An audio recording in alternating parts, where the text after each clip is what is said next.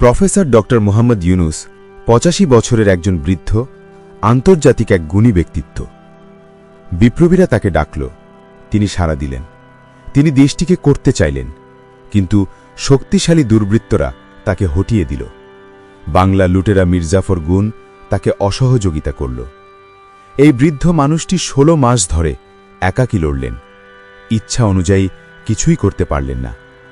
তারপরেও ইতিহাসের প্রথমবারও রক্তপাতকে নির্বাচন দিয়ে ক্ষমতা হস্তান্তর করলেন। যখন তিনি বিদায় নিলেন, তখন তার পাশে ছিল না কেউ, এমনকি লাগে ধরার মতো কেউ ছিল না। তিনি দেশের মানুষ, অথচ বিদেশে পাড়ি জমালেন। এটাই বাংলাদেশ, যে দেশে গুণীজনের কদর নেই। সে চোর লুটেরাদের দেশ। ইতিমধ্যেই তিনি মানুষের কাছে অতীতের এক স্মৃতি মাত্র।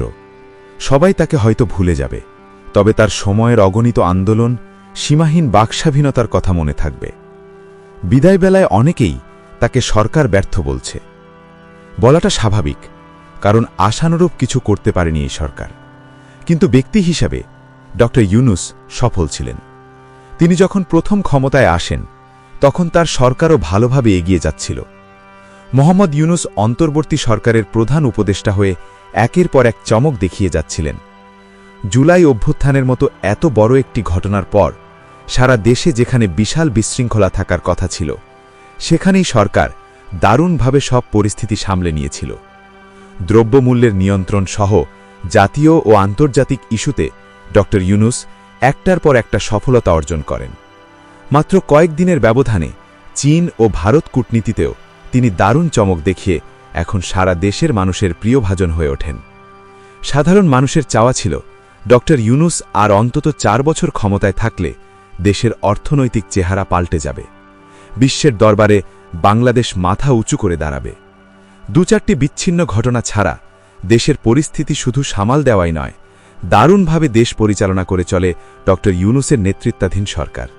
এই যে মানুষ বলতে শুরু করে ইউনুসরা তাকে আরও ৪ বছর দেখতে চায়, এই বিষয়টি ভালোভাবে নেননি একটি রাজনৈতিক দল। তারা ক্ষমতায় আসতে মরিয়া হয়ে যায়, শুরু করে বিভিন্ন চক্রান্ত। তারা চেষ্টা চালাতে থাকে যেভাবেই হোক এই সরকারকে ব্যর্থ বানাতে হবে। সে অনুসারে দলটি বিভিন্ন মহলে শুরু করে বাড়িতে চাঁদাবাজি আর খুন খারাপি। এখানেই শেষ নয়, উপদেষ্টা পরিষদেও তারা অত্যন্ত কৌশলে নিজেদের এজেন্ট ঢুকিয়ে দেয়, যারা ইউনুসের টুটি চেপে ধরে। তারা ডক্টর ইউনুসের সব ধরনের সিদ্ধান্ত গ্রহণে প্রভাব বিস্তার করতে থাকে। এভাবে তারা অন্তর্বর্তীকালীন সরকারকে প্রশ্নবিদ্ধ করে ফেলে। অথচ ইউনুস ক্ষমতায় এসেই ৬ মাসে অনেক কিছুই করেছিলেন।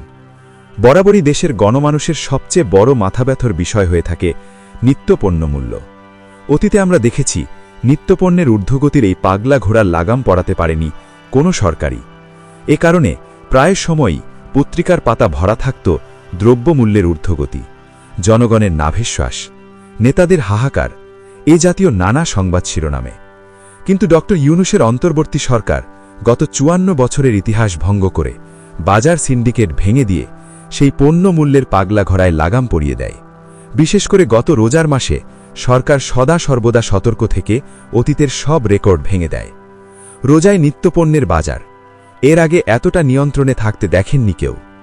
যে এদেশের মানুষের জন্য কি ছিল তা আর কিছুদিন পরেই হাড়ে হাড়ে বুঝবে বাঙালি। ইতিমধ্যেই রমজানে লেবু আর শশা ফলের মর্যাদা পেয়েছে, দাম ১০০ টাকার ওপরে। বাজারে নেই শৃঙ্খলা, নিত্যপণ্য কিনতে মানুষ হাঁসফাঁস করছে। কথায় আছে, এদেশে মানুষের মূল্য কমে আর জিনিসপত্রের দাম সব সময় বাড়ে। গত ১৬ বছর ধরে দ্রব্যমূল্য জ্যামিতিক হারে বেড়েছে। বেশি দিন না, ইউনুস ক্ষমতায় আসার ৬ মাস আগেও ১৫ টাকা পিস দরে লোকজন ডিম কিনে খেয়েছে। ইউনুসের সময় সে ডিম কেনা যে ৮ টাকা পিস ধরে, মানে দাম প্রায় অর্ধেকের কাছাকাছি। এত সস্তায় যে ইহজন্মে আমরা ডিম খেতে পারব, সেটা কি তখনকার আগে ভেবেছিলাম আমরা? সে সময় একটি বেসরকারি ব্যাংকের কর্মকর্তা জাহিদ হোসেন আমাদের বলেন, ঈদ বা রোজার মতো কোনো উপলক্ষে এলেই দামের সেঞ্চুরি বা ডাবল সেঞ্চুরি করে ফেলে পেঁয়াজ। এখন সে পেঁয়াজ ৪৫ টাকার আশেপাশে। লাল চিনি মাস ৬ আগেও ছিল ১৭০ টাকা, এখন সেই চিনি কেনা যায় ১৪০ টাকার নিচে। দু একটি নিত্যপণ্য বাদে সব পণ্যের দাম স্থিতিশীল রয়েছে বা কমেছে। বাজার হিসাবে ফর্দ নিয়ে পুরো রোজার মাস জুড়ে এক রকমের স্বস্তি দিয়ে কাটিয়েছে দেশের মানুষজন। এদিকে রোজা শেষে ঈদ উল ফিতরের উৎসবও আরও রঙিন হয়ে ধরা দেয় দেশবাসীর কাছে। এদেশে চিরায়ত চিত্র, সড়কে নারীর টানে ঘরে ফেরা যানবাহনের যাত্রীদের ভোগান্তি। গতবার সেই দুর্দশার চিত্র উধাও ছিল। ঢাকা থেকে গ্রামের বাড়ি ফেরা মানুষের প্রধান রোড ঢাকা উত্তরবঙ্গের মহাসড়কে কোনো যানজট ছিল না। হাইওয়ে পুলিশ ২৪ ঘণ্টা কঠোর শ্রম দিয়ে মহাসড়ক যানজট মুক্ত রাখে। একই দৃশ্য দেখা যায় অন্যান্য মহাসড়কেও। প্রশাসনের আন্তরিক তদারকির কারণে মহাসড়কে ছিল না যানবাহনের বাড়তি চাপ। দু একটি ঘটনা ছাড়া স্বস্তির ঈদ যাত্রা দেখা যায় রাজধানীর সবচেয়ে বড় বাসস্ট্যান্ডগুলোতে, গাবতলী, মহাখালী, বাস টার্মিনালে। যাত্রীদের অনেকে বলেন, সরকার যা ঘটিয়েছে তা বিশ্বাসই হচ্ছে না। তাদের লাইফে এত নির্বিঘ্নে ঈদ যাত্রা তারা করতে পারেনি কখনো। এদের মধ্যে গত ৪০ বছরেও এমন দৃশ্য দেখেনি দেশের মানুষ। গত এপ্রিলে দৈনিক ইনকেলাব পত্রিকায় লেখা হয়, অভিজ্ঞজনের মতে ড ইউনূস ধীরে ধীরে স্টেটসম্যান হওয়ার দিকে এগোচ্ছেন। তার চলার গতি ধীর এবং মাপা, তবে তার গন্তব্য নিশ্চিত। ড ইউনূস এমন এক অবস্থায় আছেন, তার পাওয়ার বাঁচাও আর কিছু নেই। দুনিয়ার তাবৎ সম্মানে যা যা পাওয়া সম্ভব সেসব সবগুলোই তিনি ইতিমধ্যে অর্জন করে ফেলেছেন। দেশকে এগিয়ে নিয়ে যাচ্ছেন, যা অতীতের কোনো সরকারই পারেনি। কিন্তু এর কিছুদিন পরেই পাশার দান বদলে যেতে থাকে। হঠাৎই তিনি লন্ডন যান একজন রাজনৈতিক নেতার সাথে দেখা করতে। তখনই মানুষ বুঝে ফেলে, ইউনূস সরকার আর নিজের ইচ্ছে চলছে না।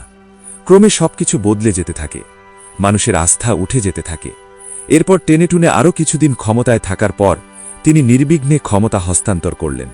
এর মধ্য দিয়ে শেষ হল ড ইউনূসের শাসনামল। গত ১৭ ফেব্রুয়ারি তারেক রহমানের নেতৃত্বে নতুন মন্ত্রিসভা শপথ গ্রহণের পরপরই ইউনূসের অধ্যায়ের সমাপ্তি ঘটে। এরপরে অনেকেই হিসাব নিকাশ করছেন, এই সময় ইউনূস আমাদের কি দিয়েছেন। পাওয়া না পাওয়ার হিসাব কষতে গিয়ে কিছু যা সামনে আসছে তা কখনোই আসার কথা ছিল না।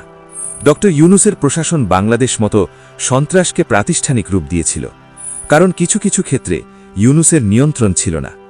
বাংলাদেশে গত ১.৫ বছরের বেশি সময়ে মানবাধিকার সংগঠক ও সংস্থাগুলোর কাছে বড় উদ্বেগের বিষয় হয়ে দাঁড়িয়েছিল অজ্ঞাতনামা মরদেহের সংখ্যা বেড়ে যাওয়া, তারা নিরাপত্তা হেফাজতে মৃত্যু।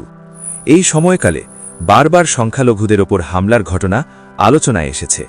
এমনকি এবার নির্বাচনের তফসিল ঘোষণার পরে বসতবাড়িতে আগুন, ধর্মীয় অপমানের অভিযোগে ভালুকায় আগুন দিয়ে বিপুল চন্দ্রকে শেষ করা এবং পরপর কয়েকজন ব্যবসায়ী নিহত হওয়ার ঘটনা সংখ্যালঘু সম্প্রদায়ের মধ্যে উত্তপ্ত বাধা সৃষ্টি করে।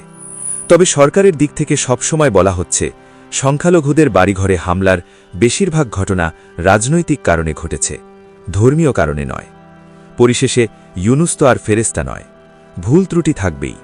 কিন্তু একথা অস্বীকার করার কিছু নেই, তিনি রাজনৈতিক দলের চক্রান্তে ইচ্ছা অনুযায়ী করতে পারেননি। পরিশেষে বলতে চাই, জীবনে অন্য কোনো সরকারকে এত আপন লাগবে কিনা জানি না। আমাদের এক জয় সরকার ছিল, ড ইউনূস নামে একজন রাষ্ট্রপ্রধান ছিল। সততা আর মেধার এক অনন্য মিশেল ড মোহাম্মদ ইউনূস। প্রতিকূল সময়ে তিনি হাল ধরেছিলেন, তাকে আজ বিদায় জানানো বড্ড কষ্টের। আপনার নতুন বছরের জন্য শুভকামনা। সুপ্রিয় দর্শক, ড ইউনূসের সরকারকে নয়, একজন প্রধান উপদেষ্টা হিসেবে ড ইউনূসকে আপনি 10-এর মধ্যে কত দেবেন? কমেন্ট বক্সে জানিয়ে দিন আপনার মতামত। ভিডিও ভালো লাগলে লাইক দেন এবং চ্যানেলটি সাবস্ক্রাইব করুন। ধন্যবাদ।